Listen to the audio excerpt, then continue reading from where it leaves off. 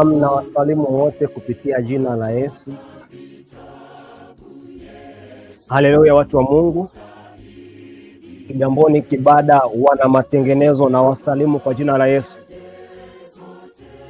Ni siku nyingine tena ambayo Mungu ametupatia kuweza kujadili somo la kipekee kabisa na marafiki ambao wapo kwenye mtandao, lakini pia marafiki wetu wa Njia Salama Ministry YouTube channel pendwa kabisa yako kwa ajili ya mahubiri ya neno la Mungu.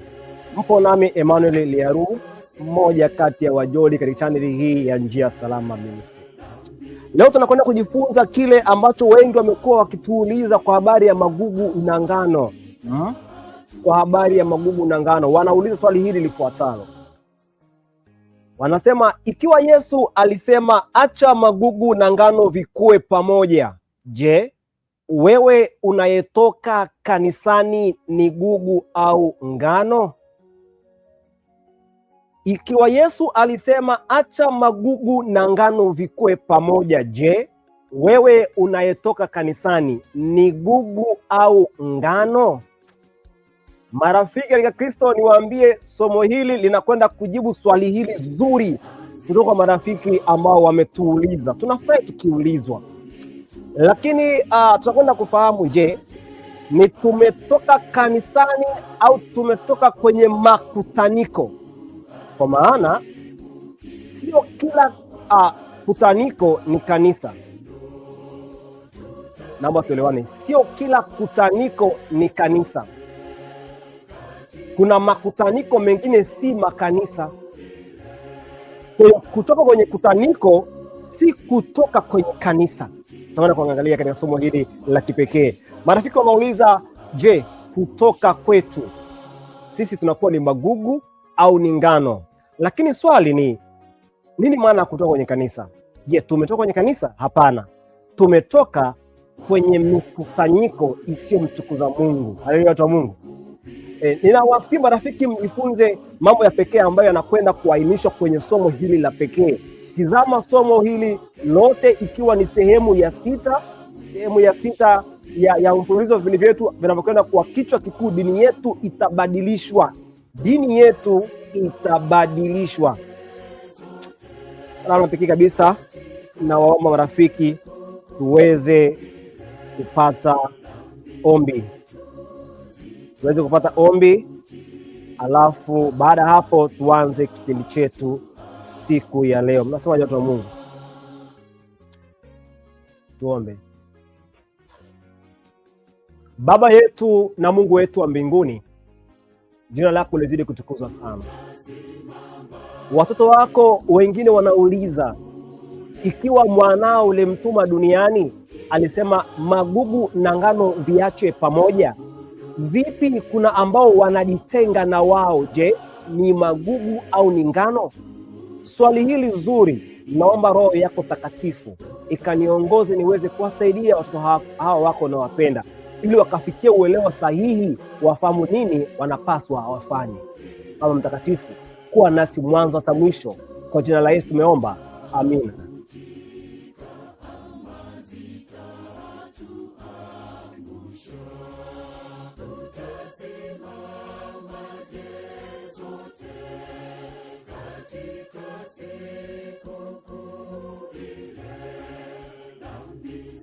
Naam, basi marafiki, napokwenda kuanza hapa, naomba niangalie mambo kadhaa ikiwa yapo sawa kabla ya kuendelea.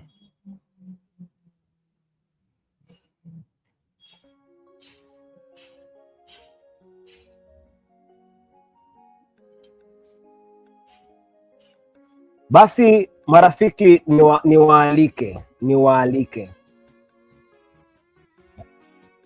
niwaalike tuanze somo letu la leo. Katika kitabu hichi cha Mathayo, chukua Biblia yako, mshiriki wa kanisa la Kigamboni Kibada mwana matengenezo. Chukua Biblia yako. Kitabu ni Mathayo, sura yake ni ya 13. Aya 27 hadi ya 30.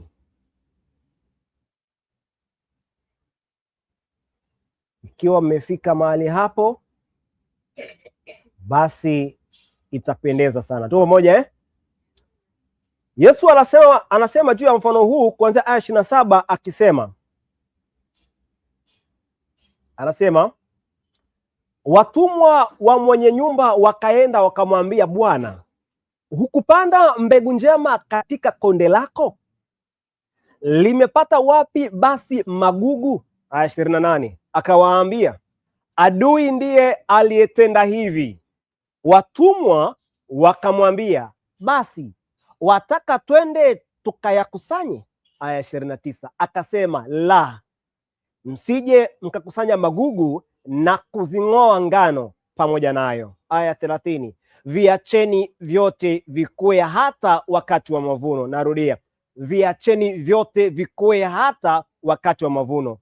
Na wakati wa mavuno nitawaambia wavunao, yakusanyeni kwanza magugu, miyafunge matita matita, mkayachome, bali ngano ikusanyeni ghalani mwangu. Marafiki, hapa tunaona kile Yesu anasema kwa habari ya ngano na magugu. Yesu anasema viachwe vikue pamoja. Hii ngano na haya magugu ambayo yanaachwa yakue pamoja, yanahusika vipi na neno kanisa? Tutakwenda kuangalia mahusiano yaliyopo katika maneno haya. Mungu awe nasi. Marafiki, naomba mfuatilie magugu na ngano. Je, Yesu alitaka tupate nini haswa?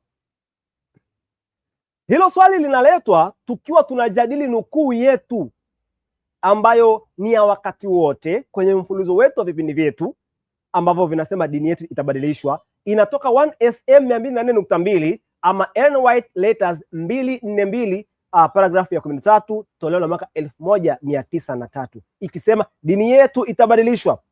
Kanuni za msingi, yani fundamental principles, ambazo zimedumisha kazi hiyo kwa miaka 50 iliyopita zitahesabiwa kuwa makosa.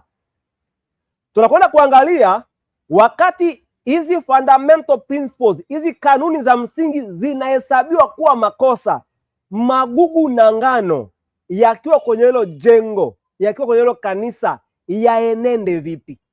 Wakati hizi kanuni ambazo zimeongoza kazi kwa miaka 50 zikihesabiwa kuwa ni makosa. Anasema shirika jipya litaanzishwa, vitabu vya agizo jipya vitaandikwa, mfumo wa falsafa wa kiakili utaanzishwa, waanzilishi wa mfumo huu wataingia mijini na kufanya kazi ya ajabu. Sabato bila shaka itachukuliwa kwa wepesi kama vile Mungu aliyeiumba watakavyomchukulia. Hakuna kitu kingeruhusiwa kusimama katika njia ya harakati mpya. Swali letu la pekee ni kwamba wakati magugu na ngano vipo kwenye kanisa, na hapa tunaambiwa hakuna kitu kingeruhusiwa kusimama katika njia ya harakati mpya. Je, ngano ambazo zipo kwenye hilo kutaniko ambalo tayari lina msimamo mpya wa kigeni, lina mafundisho mapya ya kigeni ya kipagani, kusanyiko hilo ambalo limemwacha Mungu, wakati ngano na magugu wako pale na hizo harakati, tunaambiwa hakuna kitu kingeruhusiwa kusimama katika njia ya harakati mpya. Hakuna kitu. Je, ngano zibaki kuabudu sanamu, maana zisingeweza kupambana na huu mfumo? Hii nukuu izingatiwe, inakwenda kutusaidia kuangalia kwa habari ya magugu na ngano. Tunaendelea kusoma nukuu hii, mwendelezo inasema hakuna kitu kingeruhusiwa kusimama katika njia ya harakati mpya. Viongozi watafundisha kwamba wema ni bora zaidi ya uovu. Watafundisha wema ni bora zaidi ya uovu, kweli, lakini Mungu akiwa ameondolewa. Sasa ikiwa Mungu ameondolewa, Mungu haabudiwi hapo, hao magugu na ngano wabaki hapo hapo. Lakini Mungu akiwa ameondolewa, ikiwa Mungu ameondolewa hapo, hao magugu na ngano wabaki hapo hapo. Wataweka utegemezi wao katika nguvu za kibinadamu ambazo bila Mungu hazina thamani. Msingi wao utakuwa umejengwa kwenye mchanga, na upepo na mawimbi vitafagilia mbali jengo hilo.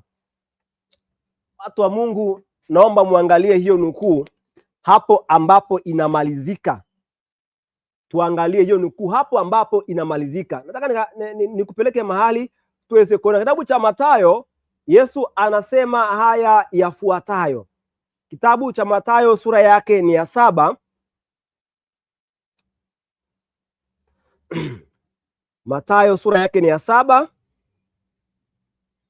aya ya 26. Maandiko yanasema hivi. Kumbuka nukuu inasema ya kwamba huo mfumo wao, na kurudisha hapa rafiki, naomba uangalie hapa mwishoni. Hichi kilichoandikwa hapo mwishoni ni kwamba anasema msingi wao utakuwa umejengwa kwenye mchanga, na upepo na mawimbi vitafagilia mbali jengo. Jengo ambalo linazungumzwa hapo sio jengo kwa maana ya hilo ambalo upo wewe, limetengenezwa na matofali na nondo na zege na mabati na tiles chini. Anazungumzia hilo kanisa, hilo jengo, akizungumzia jumuiya ya watu wa Mungu ambayo imeanguka, ndani haina Mungu, itakuwa imejenga kwenye mchanga.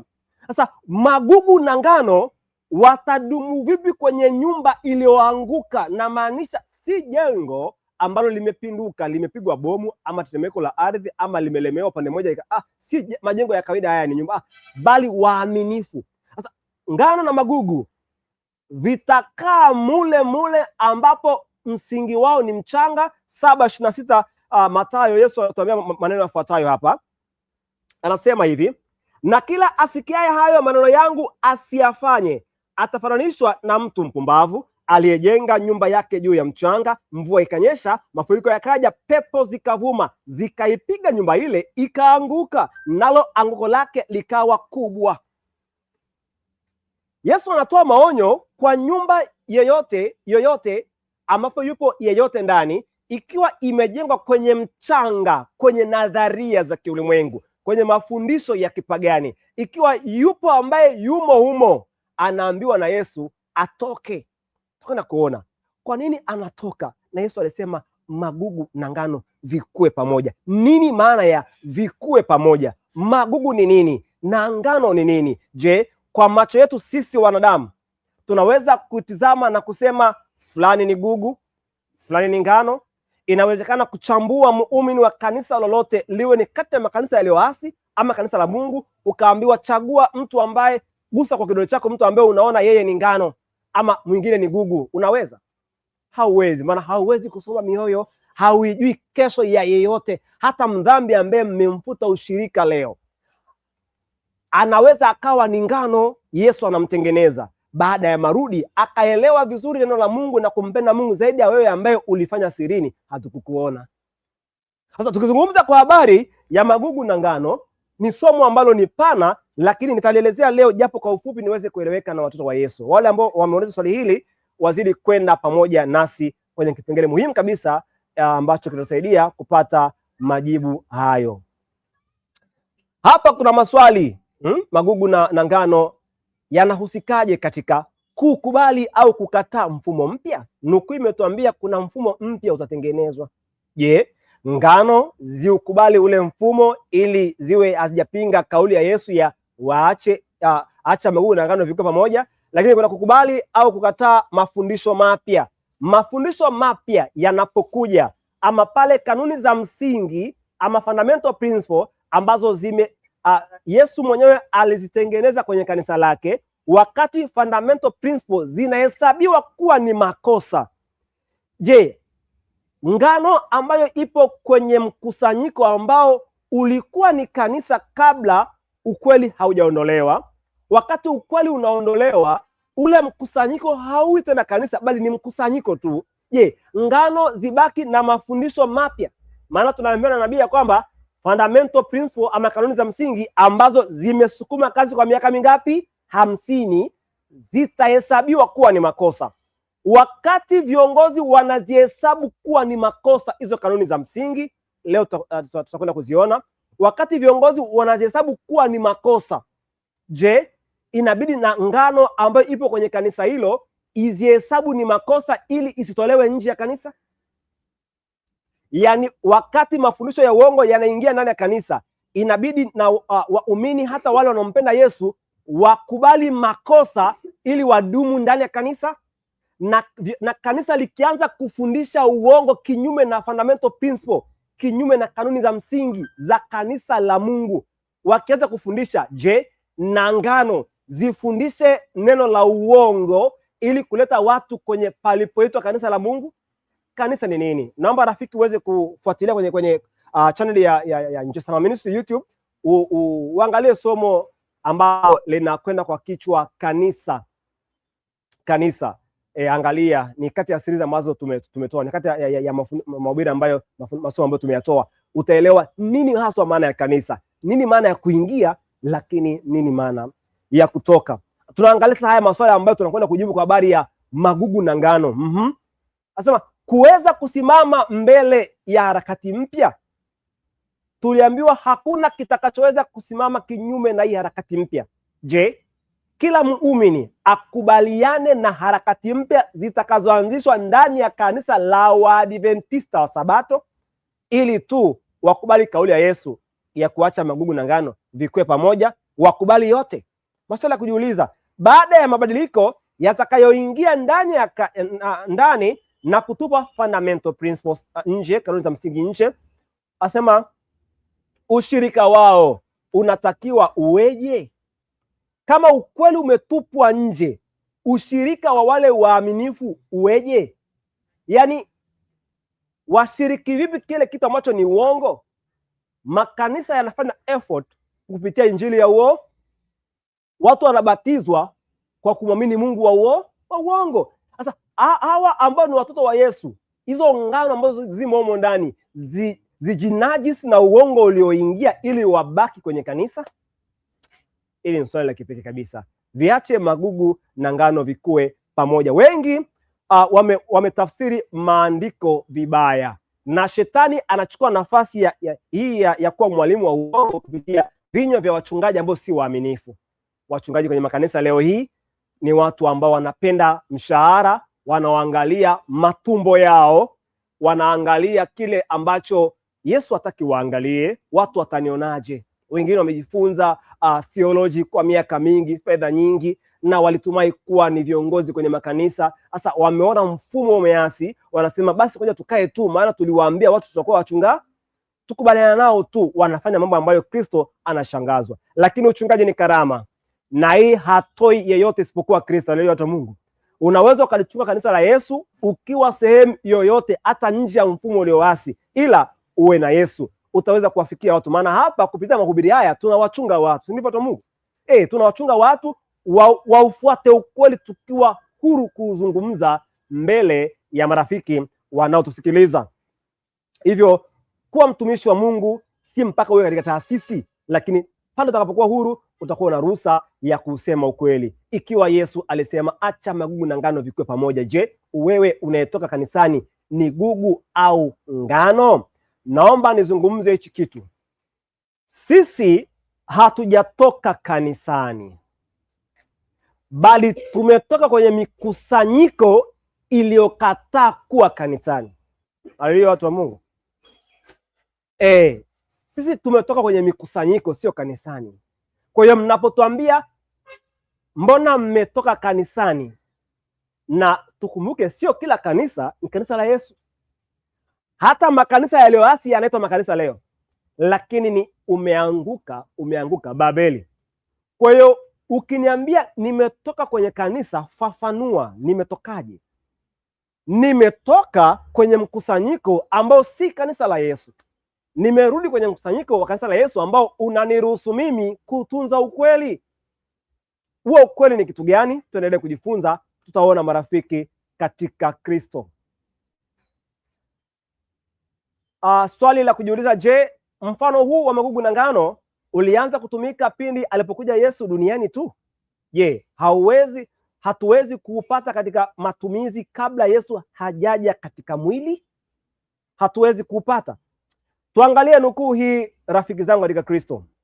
Anasema mwandishi, kitabu ni COL, Christ Object Lesson, vielelezo vya mafundisho ya Kristo 70.2, anasema Mathayo 13 aya 38, lile konde ni ulimwengu.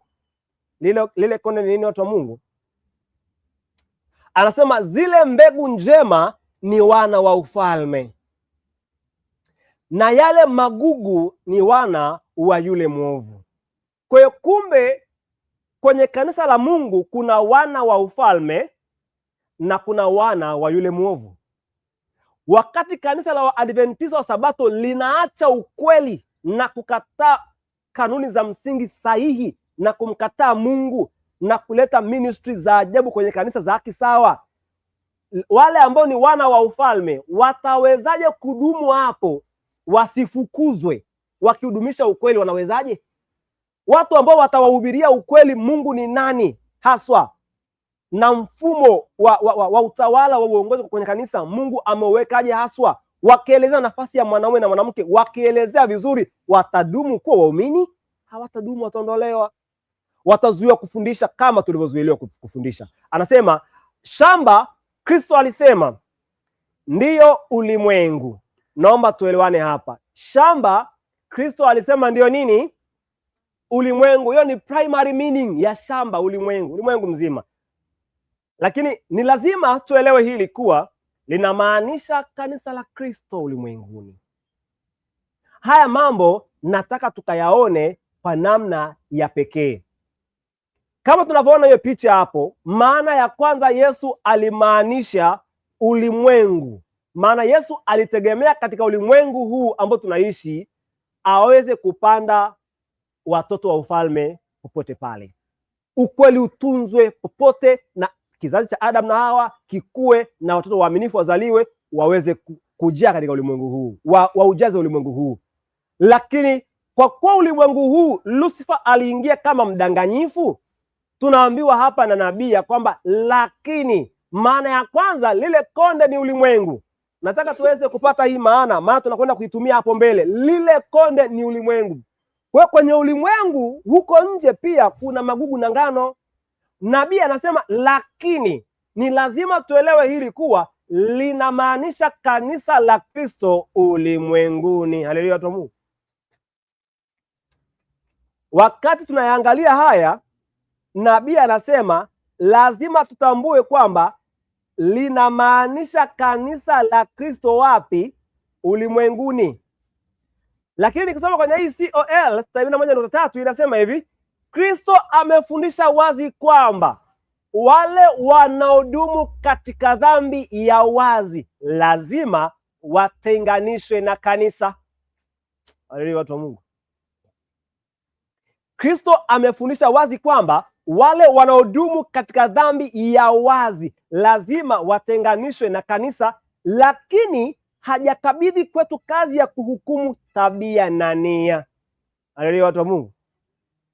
Lakini hajakabidhi kwetu kazi ya kuhukumu tabia na nia. Anaijua asili yetu vizuri sana hivi kwamba hawezi kutukabidhi kazi hii. Haleluya, watu wa Mungu. Kwa hiyo kumbe Yesu aliposema muyaache magugu na ngano kwenye kanisa yakue pamoja, alimaanisha mambo ya wazi, dhambi za wazi. Pamoja, mtu akitenda dhambi ya wazi atengwe na kanisa. Yesu amesema na nabii hapa anakubali. Nasi tunakubali, ndivyo Lakini zile ambazo sio za wazi, tabia na dhamiri, kuna kile ambacho mtu anafikiri ndani yake, ukimwangalia kama anakimaanisha, lakini hauwezi kudhibiti, hauwezi kumhukumu mtu huyo. Yaani pia mnaweza mkatoa chombo hapa tu, mfanye changizo, kuna ndugu anaumwa yuko hospitali, si ndivyo Ukamwona fulani anaonekana na fedha, si ndivyo? Hata pengine mfukoni ukaona kabisa kuna fedha, unaziona zile pale. Lakini chombo kikapita, na kwenye kupita kwake asiweke hata shilingi 10. Ukawa unamwangalia, mbona michango yote rafiki huwa hajihusishi? Na huenda siku hiyo alivyofika hapo, hata fedha ambazo umeziona huenda si zake. Watu siku hizi wanameleza, wanasema umaridadi unaficha nini? Umaskini. Kwa hiyo unaweza ukahisi ana kitu, kumbe hana, lakini moyoni ukaanza we ni mchoyo, si ndivyo Lakini ni kweli ni mchoyo. Inawezekana ikawa kweli na isiwe kweli. We pitisha chombo, anayekubali kuweka aweke, ambaye hajaweka njoo bariki zilizotolewa, Mungu awabariki waliofanya walotoa. Lakini hauruhusiwi kuhukumu dhamiri. Kila ambacho kimo kwenye akili ya mtu haukioni. Kwa mfano, Yesu alipokuwa na wanafunzi 12, ungeambiwa chagua kamguse ambaye atamsaliti Kristo, ungeweza kumfahamu ni Yuda? Yuda alikuwa anaonyesha upendo wa dhati, na hata kwenye kumsaliti alichagua namna ya kumsaliti, busu. Hakuchukua mkuki amuoneshe huyu, kwamba hapana, akaenda kambusu, lakini kumbe ndo anamsaliti. Technique. Kwa hiyo katika wanafunzi 12, mfumo wa ibada ulikuwa ni safi, ulikuwa si safi? Safi. Yesu alikuwa kiini cha ibada, lakini palikuwa na magugu na ngano. Tuko pamoja Na hata wakina Petro kwa wakati walionekana kama magugu, maana hata Kristo alimsaliti, ndivyo? Lakini Yesu alimwombea Petro ili aweze kusomesha watu wengine, ndivyo? Kwa hiyo Yesu anatuombea sisi. Kuna watu ambao Yesu anawaombea kwa Baba kwenye kanisa hapa sio waaminifu kweli, lakini Yesu anawaona baadaye watakavyobadilika. Sasa ukiambiwa leo hii unaweza ukahukumu mawazo ya mtu, hawezi. Kwa kama hauwezi, kwa habari ya magugu na ngano, si juu ya makosa ya waziwa, ni kwa habari ya kile ambacho kimo ndani ya mtu tusichokiona. Maana Yesu aliwaona aliwaosha miguu wanafunzi wake, akasema mmoja wenu si safi, mmekuwa safi lakini siwo. Nani angeweza kutamka hiyo kauli? Yohana, Mathayo, Petro angeweza kutamka? Ambaye angeruhusiwa kutamka hiyo kauli ni ambaye aliweza kusoma mioyo. Lakini kama ingelikuwa ni dhambi ya waziwazi, hata mitume wengine wangeweza kuona na wangeweza kusema. Habari ya magugu na mbona tumeondoka kwenye mikutaniko yenu?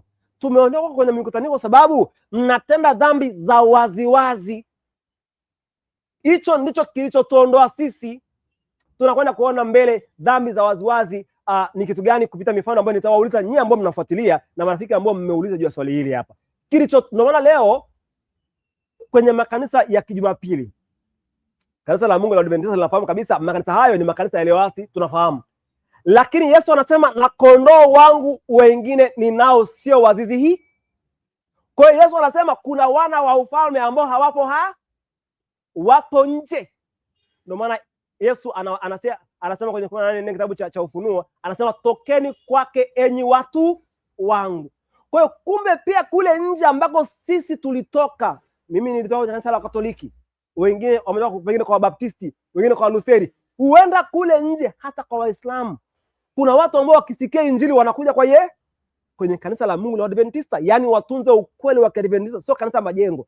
Na maana kikundi chochote ambacho kinakubali kanuni za msingi, fundamental principles, wenye kuabudu Mungu mmoja aliye na nafsi moja, baba yake Yesu na Yesu mwanae na Roho Takatifu, roho ya Baba na ni roho ya Mwana. Hao ndio Waadventista wa Sabato kweli kweli halisi.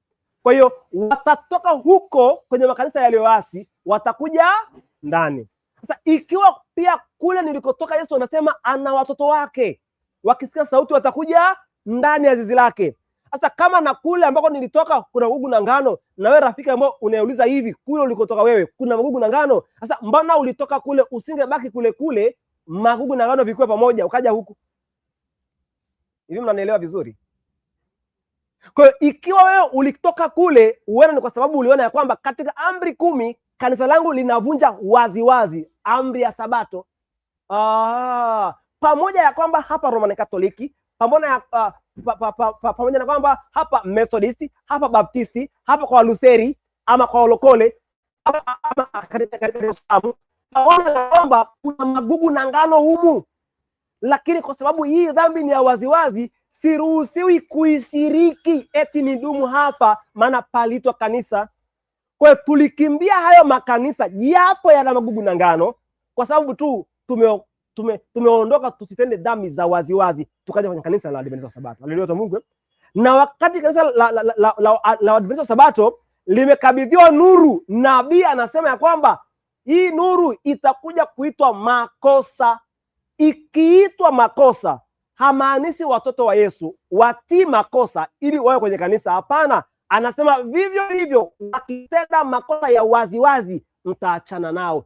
Twende tukaone. Ulitoka kwenye kanisa lako na kutaka gugu na ngano. Leo watuuliza sisi, kilichokutoa kule ndicho ambacho kimetoa sisi kwenye kusanyiko hilo ambalo si kanisa tena. Fiki, tuangalie hichi hapa. Hii nukuu ipo kwa Kiingereza lakini imetafsiri kwa faida ya wengi. Inatoka kwenye ni SP Spirit of Prophecy volume 4 381 paragraph ya 3. Nasema hivi: ni kweli kwamba kuna Wakristo wa kweli katika ushirika wa Kikatoliki. Nabii anasema, narudia, ni kweli kwamba kuna Wakristo wa kweli katika ushirika wa Kikatoliki. Maelfu katika kanisa hilo wanamtumikia Mungu kulingana na nuru iliyo bora zaidi walionayo, kulingana na nuru walionayo. Hawaruhusiwi kupata neno lake, ya neno la Yesu, na kwa hiyo hawawezi kutambua ukweli. Nabii anasema hawajawahi kuona tofauti kati ya huduma ya moyo iliyo hai na mzunguko wa aina za sherehe tu ambazo wanakuwa wanazifanya. Hawajaona tofauti, lakini Mungu hutazama kwa huruma ya upole juu ya roho hizi ambazo wameelimika katika wameelimika katika elimu ambayo ni danganyifu na isiyokidhi haja ya roho. Atasababisha yale ya nuru kupenya giza zito linalowazunguka. Kumbe wako kwenye giza zito. Haleluya, watu wa Mungu. Atawafunulia ukweli kama ulivyo ndani ya Yesu, na kisha watachukua nafasi yao pamoja na watu wake. Na kuuliza, nabii hapa anasema kuna vito vya thamani kwenye kanisa la Kikatoliki. Na wewe unayetuuliza, na wewe ambaye unatuuliza sasa, kama kule pana vito vya thamani lakini pia kuna magugu, kama kule kuna magugu na ngano, kilichokutoa kule kuja kwa Adventista leo ni kitu gani? Mbona haukubaki kule ili magugu na ngano vikue pamoja? Kilichokuondoa ni uliona ya kwamba wametenda dhambi za waziwazi. Ugugu na ungano hauhusishi dhambi hauna mahusiano na dhambi za makusudi. Dhambi za makusudi ni kitu kingine. Mtu ambaye anafanya dhambi za makusudi, tumeambiwa na mwandishi hapa, Yesu aliruhusu waondolewe kwenye ushirika wa kanisa. Lakini wale ambao hawakutenda waziwazi, wale wasirini, hatuwajui, tusiweze kusema lolote. Yesu anayejua atawahukumu. Hivyo tumeondoka kwenye mikusanyiko ambayo imekataa ukweli waziwazi. Maana hata Israeli, mtu ambaye alitenda dhambi ya waziwazi aliuliwa kwa thubutu Israeli kuleta habari ya Mungu wa kigeni ndani. Yaani mashahidi wawili wakakusikia tu umeisha. Yaani uleta tu story kwamba kuna Mungu wa kuabudiwa sehemu fulani ambaye si Yehova. Sikika, unaondolewa uhai papo hapo, kwa sababu ni dhambi ya wazi. Hiyo haihusishi ugugu wala ungano. Kwa ninyi mnaosema, je, mmekuwa gugu au ngano? Hakuna ambaye amesema ni gugu au ngano, ila tumesema hivi, tumefuata ukweli. Yesu ajua walio wake. Sasa kama wewe ni ngano, baki hapo utuze na uongo, alafu tuone hatima yako itakuwaje. Tuendelee na nukuu hii hapa, tuone kile ambacho tunaweza kufaidika kwacho, marafiki katika Kristo. Ufunuo 14:4 inasema, kisha nikasikia sauti nyingine kutoka mbinguni ikisema, tokeni kwake enyi watu wangu, msishiriki dhambi zake wala msipokee mapigo yake. Kwa kumbe, kwa makanisa yaliyoasi mpaka SDA ya leo yenye utatu, Mungu anawaita watoke. Maana ukisikia neno hapa ukisikia neno Babeli ama machafuko, linamaanisha jumla ya kile ambacho kinapingana na Mungu. Babeli ama machafuko, kinachosimamiwa hasa hapo ni mafundisho ya uongo. Na haya mafundisho yakiingia kwenye kanisa lako, na kwenye hilo kanisa ukajua hili ni fundisho la uongo, usiseme eti magugu na ngano.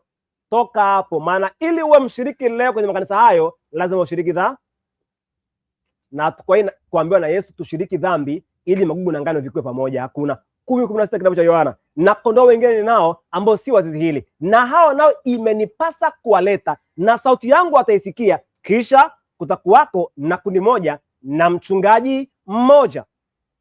Hapa nimeweka picha ya viongozi wa makanisa ulimwenguni. Huyu wa kwanza upande wangu wa kulia huku, ambaye ni mtu mweusi, ni Mwafrika huyo. Nadhani atakuwa ni black, ni mtu wa Jamaica kwa asili, lakini ni mweusi, anaitwa Genun Diop. Huyu analiwakilisha kanisa la Waadventista wa Sabato kwenye vikao vya umoja wa makanisa ulimwenguni WCC. Kwa hiyo huyu ndugu Genun Diop anawakilisha kanisa kama viongozi wengine wanavyowakilisha makanisa yao. Hapo unaona wamesimama. Sasa kwenye makanisa hayo yote yameasi, hao mawakala wote unaowaona hapo wanawakilisha makanisa. Hata leo SDA wanaabudu Mungu utatu, wa huyo aliyekaa hapo katikati ambaye akavaa nguo nyeupe. Mmoja tu kavaa nguo nyeupe. Aliyevaa nguo nyeupe ametengeneza Mungu wa Adventista wa Sabato leo wanamwabudu, alafu tukiwaambia tumeondoka kwenye dhambi ya waziwazi ya kuabudu Mungu wa kipagani aliotengenezwa na Papa, tumeona tuachane na huyo Mungu wa kipagani utatu, tuabudu Mungu wa kweli na mwana Yesu Kristo. Wanasema mmeondoka nje na magugu au ngano. Ni kwa sababu tu hayafahamu maandiko. Nimeuliza swali hapo, nasema hivi, kwenye haya makanisa yaliyoasi kuna watu wakisikia ukweli watatoka. Nabii kashasema na Mungu amesema na kondoo wake wengine. Je, wewe unazijua ngano zilizopo humu? Wengi wametoka hapo. Ni jumla ya makanisa karibia yote ulimwenguni yamewakilishwa hapo. Sijui kama kuna kiongozi ambaye alikosa hapo. Sasa wewe unazijua ngano ambazo zimo kwenye hayo makanisa?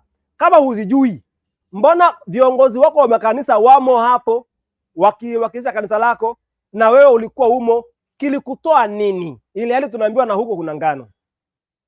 Kwa nini usingebaki huko ili ngano na magugu vikue pamoja? Na ulikotoka kuna ngano na magugu. Kwa nini? Kumbe uliondoka kwa sababu uliona makosa ya wazi uliwaonya, wamekataa kubadilika, si ndivyo? Hivyo tunaondoka pale ambapo makosa ya wazi yamekataa kuachwa, ili tusiwanajisi watoto wetu sisi wenyewe, wajukuu zetu na watoto wetu. Nabii anakwenda kutuambia mbele. Hivyo ndicho ambacho kimetufanya tukaondoka. Tukisoma hii sio L 71.3 inasema, binadamu huamini kwa muonekano wa nje, lakini Mungu huhukumu mawazo. Tumeruhusiwa kusema na kuhukumu kwa kile kinachoonekana, lakini kwa habari ya mawazo hatujapewa. Kwa hiyo wewe unaniambia ya kwamba ni baki kwa sababu ya kwamba hatujui mawazo ya wanaoenda mbinguni au wanaepotea, ni baki tu hapo na dhambi za waziwazi zimeonekana, unakuwa unakosea kabisa. Anasema hapa, tabia ya kweli ya hawa watumishi bandia ama pretended Christians, pretended believers, haidhihirishi wazi kwa ukamilifu. Asema wangetolewa kanisani, wengine wangesababishwa kujikwaa. Anasema ambao bila hilo wangebaki thabiti. Naomba tuzingatie kipengele cha kwanza. Tabia ya kweli ya hawa watumishi bandia ama pretended participants haidhihirishwi wazi kwa ukamilifu, wangeondolewa kanisani. Kwa hiyo kumbe wale ambao wanatenda makosa ya waziwazi wanatakiwa waondolewe kanisa. Naambeni mnisikilize watu wa Mungu. Leo watu wa Mungu Kigamboni Kibada wana matengenezo. Wale wanaotenda makosa ya waziwazi wale ambao ni hila sasa, ndivyo walioigiza kwa Kristo, kama wangeonyesha tabia yao haswa ya ndani wangefutwa, ndivyo Sasa ikitokea wameonyesha tabia yao ya ndani sawa nje, na kanisa uongozi umekubali tabia hiyo, mmeuambia uongozi umekataa, ambaye anatolewa hapo ni nani sasa? Yaani kuna kundi la waovu limetokeza nje waziwazi, alafu uongozi wa kanisa ukalikubali ile kundi la waovu, mkawaonya waovu na kanisa waache uovu wao, wakakataa. Wao wakawatoa sasa nje. Si tunaelewana? Ambaye anatakiwa kutoka hapo ni yule ambaye ni mwaminifu. Hapa tuangalii ugugu wala ungano, maana kuna mtu ambaye anaweza akaona kosa la waziwazi akalikimbia, lakini bado akawa ni mtu ambaye ana hila zake ndani ya nafsi yake na akakosa mbingu japo alikimbia. Mambo ya siri ya mtu imetoka nje. Tunafahamu kwa habari ya kisa cha wakina Kora, Abiram na Dathan, wale ambao walisimama kinyume na Musa wakisema, kwani nyie ndo watakatifu pekee kwenye kutaniko hili lote? Wakataka nao chetezo waongoze ibada. Nafahamu kwa habari ya mambo hayo, na wao wakataka wafanye kazi ya ukuhani. Wanaume walianza chini chini, hawakuja. Nabii anasema kwenye Wazee na Manabii, walianza chini chini kutengeneza company, kutafuta sympathizers, watu ambao wangewaunga mkono.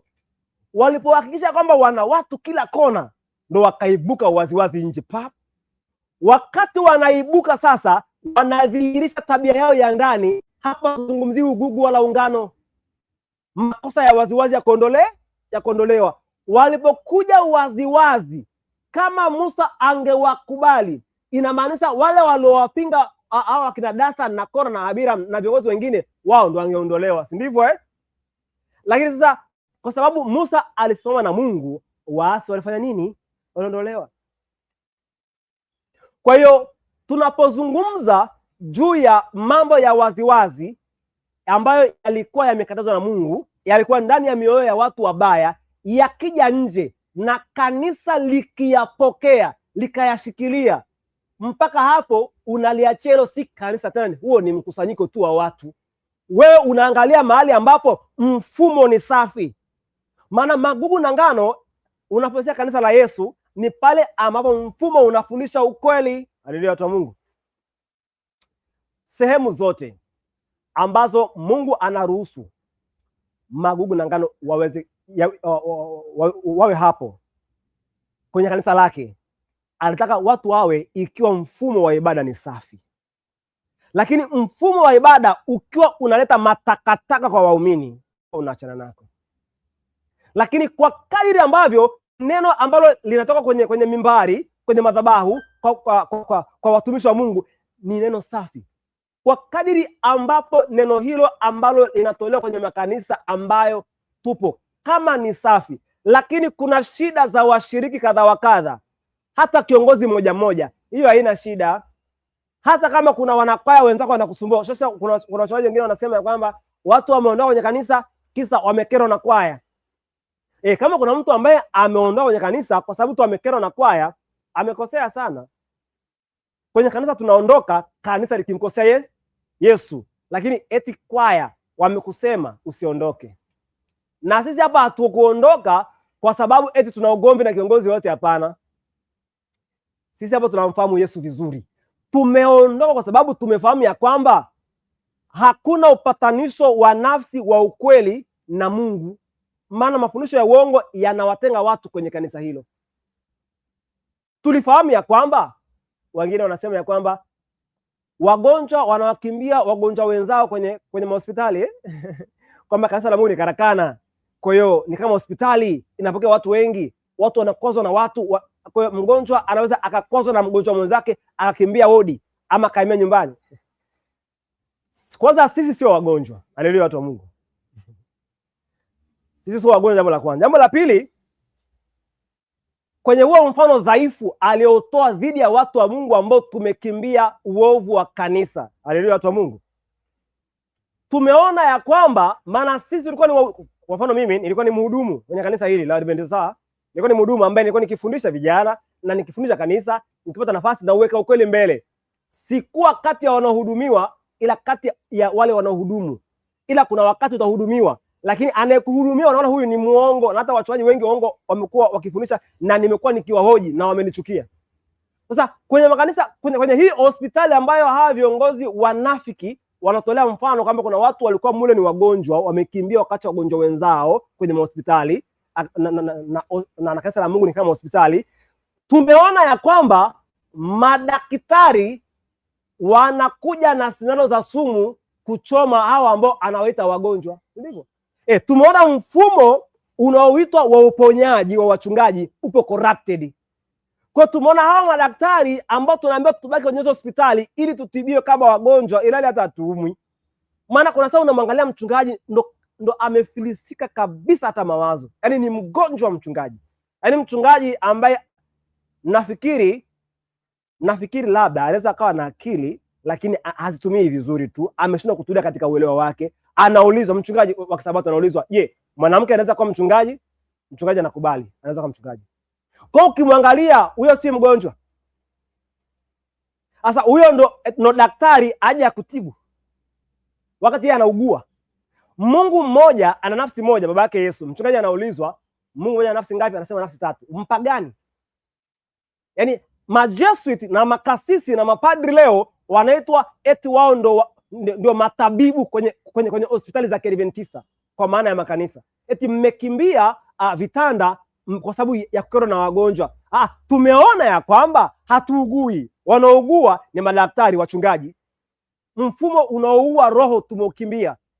Kwa hiyo ukisema ya kwamba mmetoka kanisani, maana hilo kanisa ni lazima lilo limeasi. Au mseme mbona mmetoka kwenye kusanyiko letu? Tutawajibu kwa sababu tumeona kuna dhambi za waziwazi, kama tulivyotoka kule kwa Wabaptisti tukaja kwenu, kwa Methodisti na watu wengine walokole huko, tulivyotoka huko tukaja huku. Tumebaini ya kwamba sasa hivi wanaozaliwa kwenye kanisa hili la Adventista Sabato wanazaliwa nje ya imani, ndani ya jina. Hivyo tunaufuata ukweli mlipouweka, na mliuacha na tunafahamu ulipo, maana katika zile ambazo zinazoitwa fundamental principles ama kanuni za msingi za kwanza ambazo Mungu alilipatia kanisa lake na kuzihifadhi. Hicho ndicho ambacho ningependa watu wa Mungu muweze kuelewa kwa swali hilo. Japo tupo katika maendelezo, nataka tuzidi kusoma nukuu nyingine hapa. Hii nukuu ambayo sikuielezea hichi kipengele cha mwisho, utakwenda kusoma hii COL, hii sura inayozungumzia magugu. Hichi kipengele cha mwisho ambacho kinasema wengine wangesababishwa kujikwaa, ambao bila hilo wangebaki thabiti. Hapa nabii alikuwa anazungumza kitu kimoja. Katika watu ambao wanatenda makosa kwenye kanisa, kuna watu ambao, kuna waumini ambao ni wageni, ndivyo huenda kuna mtu ambaye amekuwa ni mwinjilisti kwenye kanisa ama ni mchungaji lakini ni muovu, na kuna watu ambao ni wabatizwa wapya, wamejishikamanisha na yeye alikuwa ni kati ya watu wa karibu kwa hizo roho katika ushauri na majifunzo ya neno la Mungu. Sasa akiondolewa huyu mtu kwa namna ambayo sio ya hekima, wale ambao hawajaona kosa lake haswa wanaweza kadhurika. Ndicho ambacho kinazungumzwa hapo. Na kuna mfano ambao nataka niusome hapa, kile ambacho Mungu alikifanya mbinguni kwa habari ya shetani na malaika zake. Nataka tuweze kuona kwa namna pekee tuweze kupata majibu. Swali lile, je, mfano huu wa magugu na ngano ulianza kutumika pindi alipokuwa Yesu duniani tu? Je, hatuwezi kupata katika matumizi kabla Yesu hajaja katika mwili? Hatuwezi. Tukisoma nukuu hii hapa, naomba tunayo zui watu wa Mungu, mbinguni hadi duniani.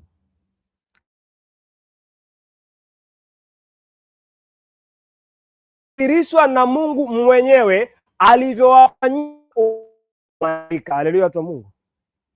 Anasema shetani ni mdanganyaji. Kumbe Mungu alianza kutumia mfano wa magugu na ngano wapi? Mbinguni. Tutakwenda kuona Mungu alipomvumilia shetani. Wale malaika wengine walikuwa wanaabudu Mungu bandia.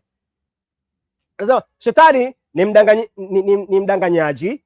Alipofanya dhambi mbinguni, hata malaika waaminifu hawakuelewa wazi tabia yake. Mnaelewa watu wa Mungu hapo? Kumbe hata wale malaika waaminifu hawakuelewa wazi tabia yake. Hivyo Mungu kama angemondoa, inazidi kusema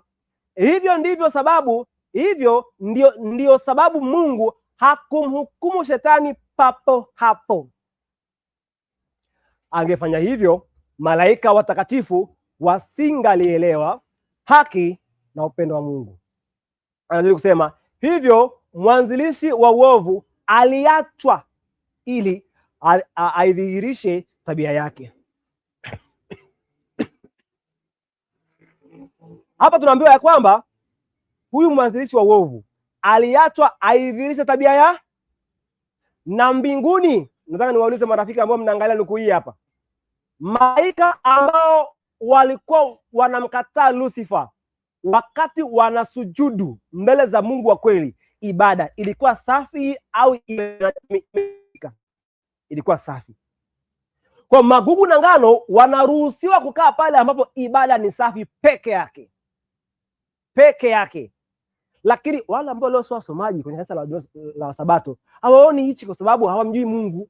Wao wanabaki tu Magugu na Ngano, lakini hawajui ukweli. Hata Mungu amebadilishwa nao hawajui. Lakini wale wasomaji wazuri wa maandiko matakatifu watajua hii sio issue ya Magugu na Ngano. Mimi nilitoka kule hata kabla sijasoma hivi vitu. Niliona hii dhambi ya waziwazi nikaondoka. Anasema hivyo mwanzilishi wa uovu aliachwa ili aidhihirishe tabia yake. Kwa kuanzia mbinguni Mungu alikuwa, hii sio tabia ya Mungu alipomtuma Yesu, ni ya wakati wote ya kuwavumilia. Lakini wakati anawavumilia, ibada ilikuwa safi. Haleluya watu wa Mungu. Yaani kama ulikuwa unapata roho za kuongoa, unaweza ukajua unakosipeleka. Lakini leo kanisa linaamini utatu. Roho unaiongoaje ikabatizwa kwa Mungu wa kipagani? Inaingia kwenye kanisa la Mungu kwa kumkataa huyo Mungu. Inawezekana? Haiwezekani. Swali ni je, wakati shetani na malaika zake wanaruhusiwa kubaki mbinguni, malaika safi walikuwa wakiabudu Mungu katika mfumo usio sahihi? Hapana, waliabudu Mungu kwenye mfumo sahihi. Ili tu Magugu na Ngano vilikuwa pamoja mpaka wakati wa mavuno. Tukijifunza mifano hii tutaweza kusaidika. Haya, tuje hapa duniani. COL 72.3 nasema hivi: ulimwengu hauna haki ya kutia mashaka ama kutilia mashaka kuhusu Kristo, kwa vile wapo washiriki wasiofaa kanisani. Hapa ni pale kanisa linatii ukweli, lina viongozi wa kweli, viongozi safi, mfumo safi, injili ya kweli. Hapo ndo panaitwa kanisani. Nabii hakuwahi kuita Babeli kanisani. Narudia, ulimwengu hauna haki ya kutia mashaka kuhusu Ukristo, kwa vile wapo washiriki wasiofaa kanisani, wala haiwapasi Wakristo kufa moyo kwa ajili ya Wakristo hawa wa uongo. Je, ilikuwaje kwa Wakristo katika Wakristo wa kanisa la mwanzoni? Anania na Safira, tunafahamu hao wakati Anania na Safira wanatenda kosa na kumdanganya Roho. Tuko pamoja Wakati wanafanya ni kosa, je, mitume na ibada zilikuwa zina unajisi? Kwa hiyo pale ambapo kanisa lilikuwa lisafi kwa maana ya viongozi na injili, Magugu na Ngano yalikuwa. Je, kama mitume wangelikuwa wameongoza kanisa kuabudu mambo ya kipagani, hata Roho ya Mungu isingeshuhudia kama eti imedanganya. Ndivyo Kwa hiyo Magugu na Ngano vinaruhusiwa kudumu pale ambapo mfumo wa kanisa ni safi na injili ni safi. Kanisa likiacha ukweli haliitwi kanisa, na mfano wa Magugu na Ngano haufai hapo. Inasema hivi: Simoni mchawi alibatizwa, mpaka mchawi alibadilika, lakini mfumo ulikuwa safi. Dema aliyemtoroka Paulo alikuwa amehesabiwa muumini. Alitekwa na dunia Dema. Na hapa yuko Dema yupo Dema. Haya, Yuda Iskariote alihesabiwa na mitume, si ni kweli? Lakini wakati wa mfumo wa ibada ni safi. Sasa mkombozi hataki kupoteza hata roho moja, kweli. Lakini huu ni wakati ambapo eneo ambalo upo kama kanisa lina mafundisho safi, na ili uwepo hapo si mpaka unajisike na uongo, hapo kaa. Lakini ikitokea mpaka ukae hapo lazima ujinajisi, hapo sio kanisa. Magugu na Ngano huu mfano hauapply hapo, unakoma. Anasema mkombozi hataki kupoteza hata roho moja. Katika huduma yake kwa Yuda aliandikwa kuonyesha uvumilivu wake mkubwa katika kuwavuta watu waliopotoka. Naye hutuamuru tuvumilie hivyo kama yeye alivyoyachukulia mambo. Amesema kuwa ndugu bandia watakuwepo kanisani mpaka mwisho wa wakati. Naelewa watu wa Mungu. Ikiwa ndugu bandia watakuwepo mpaka mwisho wa wakati, lakini tuwavumilie. Je, tukiambiwa tuabudu sanamu kwenye kanisa ambalo liliitwa la Mungu, tukubali? Umejibu vyema rafiki yangu, hatuwezi kukubali. Hatuwezi kubali. Na ukijifunza kwa habari ya Kristo mwenyewe, wakati alifukuzwa hekaluni, tumeona na kwenye masinagogi, alienda wapi? Aliyefundisha kwamba magugu na ngano vilikuwa pamoja, alienda kufundishia wapi Yesu? Kwa wavuvi, barikiwa sana, pembezoni mwa bahari na milima, kwenye masoko, katikati ya njia panda. Yesu alisema akihubiri. Wakati huo amefukuzwa wapi? Kanisani alifukuzwa. Kwa hiyo Yesu alikuwa akiwavumilia, alikuwa nao. Ndio maana wakati anafundisha wakati wote alikuwa na Yuda, alimvumilia, lakini mfumo wa injili ulikuwa safi kwenye kanisa. Kristo ni kanisa lile la Mungu. Kwa hiyo tunakubali kukaa kwenye jengo, kwenye mkutaniko wowote ambao Kristo anapewa heshima ya kwanza, maana watakaokusanyika 2 au 3 kwa jina la, wanakwaya wakiwa na shida ni wao, lakini kwa jina la Yesu tumekuja. Anayepewa ibada ni Mungu pekee wa kweli na mwana Yesu Kristo, sio Mungu tatu, Mungu wa kipagani. Hatuwezi kufanya hivyo. Kwa hiyo Yesu mwenyewe alitoa mfano, alionyesha maana ya kuishi kweli. Mfumo ukichoka, ukiacha kazi, mfumo ukilikataa neno la Mungu, tunauacha mfumo, tunamchukua Yesu aliye mfumo wa kweli. Ndio Mungu. Ndivyo ilivyokuwa wakati wote Yesu anafundisha. Na Yesu aliwaambia mitume, ili alisema akiwa Israeli, si ndivyo? Lakini walipomkataa aliwaambia, geukeni watu wa mataifa, kung'uteni mavumbi kwa wale wakataa, mwende kwa watu wa mataifa. Sasa ndio maana Paulo anaandika waraka, anasema na lisalimieni kanisa lililo ndani ya nyumba ye. Kumbe watu walihamia kwenye nyumba ile, mikusanyiko mitakatifu ilikuwa ni kanini? Kanisa. Kwa hiyo tunapojifunza kwa habari ya huu ujumbe wa magugu na ngano, sasa kwa nini hao wanafunzi, si ndivyo, wasingebaki Yerusalemu? Maana magugu na ngano yakwepa, walikimbia nje. Kama huu mfano au walikuwa hawajaelewa ito Mungu. Wewe walikuwa hawajaelewa mitume, wewe walikuwa hawajaelewa. Alafu wewe ndo mshiriki wa leo wa kanisa lile wasi, unafikiri wewe ndo umeuelewa zaidi ya mitume, zaidi ya Yesu mwenyewe. Jambo la hatari kabisa. Swali hapo chini ni je, wakati magugu na ngano vinakuwa kanisani mara baada ya mitume na wanafunzi kuachana na ibada za kule Yerusalemu, je, mfumo wao wa ibada katika makanisa ya majumbani aliabudiwa Mungu sahihi au la? Mungu sahihi. Alafu kule Yerusalemu bandia, maana Mungu wa Yerusalemu kule alikuwa ni Mungu ambaye hana mwana. Maana simkataa mwana. Mna Mungu gani asiye na mwana, ambaye leo ndo anaabudiwa na watu wengi na hata kwenye misikiti? Mambo ya hatari kabisa. Hapa nina sanamu moja ya ndama ngano. Katika ibada ya namna hii ungebaki hapo kwa sababu magugu na ngano vinatakiwa kukua kwa pamoja? Ndio ni swali. Sadaka na unaowaongoa ungewaleta wapi? Kwa injili gani? Kanisa ambalo limeweka Mungu mgeni mbele, ili ulete mtu awe mshiriki hapo, sharti la kwanza, yule mtu mnajisi, aabudu Mungu aamini Mungu mgeni, ndio anaingia pale. Sasa inawezekanaje kutenda uovu huo eti tumeambiwa magugu na ngano vikue pamoja? Wewe ni ujinga kutokuelewa maandiko. Hapa waaminifu, kabila la Lawi lote halikushiriki hii dhambi ya kuabudu ndama, lakini kwenye kabila la Lawi palikuwa na magugu na ngano. Na kwenye ile kundi ambalo lilikuwa laabudu ndama, hapa kuna watu ambao baadaye walitubu. Maana Musa alipokuja alisema kwa wale ambao hawakushiriki dhambi wakae mkono wa kulia, ambao walishiriki lakini sasa wanatubu wakae mkono wa kushoto. Walokaa mkono wa kulia hawa walikuwa ni waaminifu, hawakushiriki dhambi. Ni mfano wa watu safi ambao Yesu anawapenda. Na wale mkono wa kushoto ni waliotubu. Tuko pamoja wakatoka huku kwenye ibada ya sanamu. Kwa hiyo kumbe hata kwenye hao ambao wanaabudu ndama kuna ambao walitu.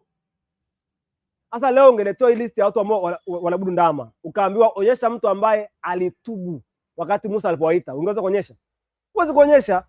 Kwa utakaa kimya na kidole chako, lakini usingashiriki ibada. Na sisi hatuwezi kushiriki kwa sababu kwenye kanisa la Waadventista Sabato limeingiza Mungu tatu mgeni ndani ya kanisa. Injili itakumfanya mtu aingie hapo ni ya kumkataa Mungu wa kweli. Na sisi tumeona hili ni kosa la waziwazi.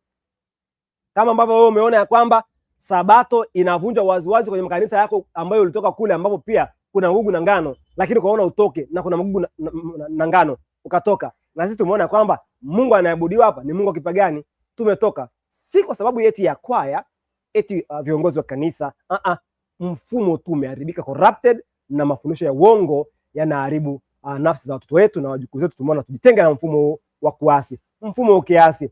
Mfano wa magugu na ngano hauendelei kuwa hai tena eneo hilo. Jitenge mara moja. Daniel and Revelation 606.2, kitabu hicho uweze kukichukua. Hapo Stefano anauliwa na watu ambao leo hii wengine wanatuuliza mbona mnaondoka kwenye kanisa? Watu wanauliza. Wakati wa Habili na Kaini, Habili aliweza kunajisika. Swali, je, Habili aliweza kunajisika na ibada ya kipagani ya Kaini nduguye wakati magugu na ngano vilikuwa vikikuwa pamoja? Hakuweza kunajisika. Kwa hiyo tutakuwa mahali ambapo hatunajisiki na ibada inayoendelea. Haleluya watu wa Mungu. Hapo ndo magugu na ngano vinakuwa. Lazima tuelewe haya mambo. Kanisa hata kama leo zuri namna gani, lakini je, nitaabudu vipi SDA leo bila kunajisika na Mungu utatu? Nawezaje? Tunaondoka dhambi ya waziwazi. Yani hata mtu kimpata ni mwongofu mpya, lazima anajisike na ubatizo najisi wa kukubali Mungu kipagani eti aingie kanisani. Jambo kabisa. Hatuwezi kukaa, si kwa sababu ya kwaya wala viongozi wala ndugu waliotukera. Mafundisho ya uongo ya waziwazi. Tuone makosa makuu. Hichi kitabu ni Review and Herald ya Februari 7, 1856. James Springer White anaandika kosa kuu tunaloweza kupata katika matengenezo ya kanisa ni wana matengenezo waliacha kufanya matengenezo kama wangeendelea na kuendelea mpaka wangeacha masalia ya mwisho ya upapa nyuma. Masalia ya mwisho ya upapa nyuma ni yapi hayo? Kama vile 1, kutukufa kwa Roho; 2, ubatizo wa kunyunyiza; 3, Utatu Mtakatifu ni kati ya masalio ya upapa; 4, na utunzaji wa Jumapili. Kanisa sasa lingekuwa huru kutokana na makosa yasiyo ya kimaandiko. Jambo hatari kabisa hilo hapo. Hapa tunaona mtu akibatizwa kuingia SDA anaamini utatu. Lakini hapa tunaambiwa na wana matengenezo kwamba masalia ya upapa mojawapo ni utatu. Sasa leo tumekataa kuingia kwenye kanisa la Waadventista kwenye ibada zao kwa sababu tumeona ya kwamba wanamkubali Mungu akipagani waziwa. Issue sio watu wanotukera. Kero zio mpaka huko tulipo kuna kero na tunasuluhisha. Na tunawaambia, nazungumza hivi niko mmoja kati ya wasuluhishaji. Tunasuluhisha, si ndio watu wa Mungu? Ndio. Hapa kwenye kanisa la Mungu watu wanakuazana, watu wengine ni shida, wapo. Magugu na ngano bado vitaendelea kukua. Kilichotoondoa huko ni makosa ya waziwazi. Hiyo si wazi, tumeonyesha wazi kabisa. Anaandika hapa mume wa nabii, na nabii anakubaliana naye akisema kwamba kosa kuu ambalo tunaweza kulipata kwenye matengenezo ni wana matengenezo waliacha kufanya matengenezo. Kama wangeendelea na kuendelea mpaka wangeacha masalia ya mwisho ya upapa nyuma. Kwa leo SDA inafanya kosa kuu la kuwa na utatu. SDA inafanya kosa kuu la kuwa na utatu ndani. Jambo la najis kabisa. Alafu mtu anakuambia umeondoka, wewe ni magugu au ngano. Sasa wewe abudu shetani hapo. Yesu akija utamwambia nilikuwa nalinda ile kauli yako ya magugu na ngano, endelea kuwa hapo. Anasema James Springer White 1852 Review and Herald volume 3 namba 7 paragraph ya 52 na bila shaka. Anasema utatu ni upuuzi. Leo tumwambie mtu akubali upuuzi ile ingi kwenye kanisa, hatuwezi fanya huo upuuzi. Tumeachana na kilichotolewa si magugu wala ngano, ni upuuzi ndio ulio. Tumeondoka maana hatuwezi kufanya upuuzi. Tumeondoka maana tumekimbia upuuzi. Raisi anasema Urumi sasa unachukuliwa na Waprotestanti kwa upendeleo mkubwa zaidi kuliko miaka ya zamani. Kuna ongezeko la kutojali kuhusu mafundisho yanayotenganisha makanisa yaliyofanywa matengenezo kutoka kwa uongozi wa upapa. tumekimbia hichi. Watu leo hii makosa wamefanya hawayaoni kwamba ni makosa tena, upuuzi. Nabii anasema mwaka 1895 anasema and the General Conference is itself becoming corrupted. Sasa twende pamoja. Mwaka 1895 Nabii anasema na mkutano mkuu wenyewe unaharibika, unafilisika, unaharibiwa katika nidhamu ya kutunza ukweli na kutunza kazi ya Mungu with wrong sentiments, wrong opinions hizo and principles. Wanatumia kanuni mbovu. Anasema nabii in the working up of plans the same principles katika kutekeleza mipango, kanuni hizo manifest that have control matters at Battle Creek. Zinaonekana ambazo zilidhihirishwa katika kuyaongoza mambo pale Battle Creek for quite a length of time, kwa kipindi kirefu sasa. Kwa nabii anasema General Conference inakuwa corrupted. Hiyo ni mwaka 1895. Nabii anaona, alisema mwaka 1898 anasema it has been some years since I have considered the General Conference as the voice of God. Hiyo ni manuscript release ya 17 paragraph ya 216. Anasema last day events ni page namba 50 paragraph ya 3. Anasema it has been some years since I have considered the General Conference as the voice of God. Imekuwa ni kwa miaka sasa tangu nilipolizingatia baraza kuu kuwa sauti ya Mungu. It has been some years. Kumbe alikuwa akilizingatia kama sauti ya Mungu. Tumeanza nyuma hapa mwaka 1895 anasema linaanza kucorrupt, linaanza kuharibika. Hiyo ni 95.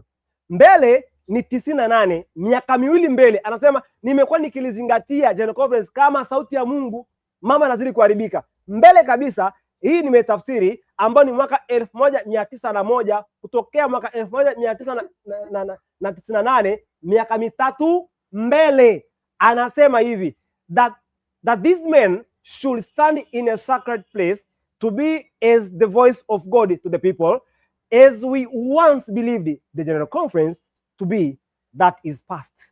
Nimetafsiri hapa, nasema hivi ili watu hawa wasimame mahali patakatifu, wawe kama sauti ya Mungu kwa watu, kama tulivyoamini hapo zamani mkutano mkuu kuwa. Hiyo imepita.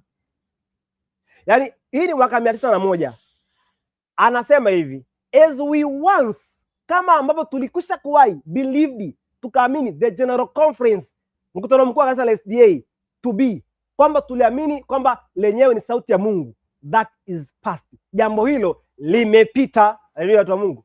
Hivyo na sisi hatuondoki hapo eti nyeni magugu na ngano. Ni kwa sababu ya kwamba jambo hili la kuamini SDAGC na mfumo wa kanisa na mafundisho kwamba ni kanisa la Mungu umepita.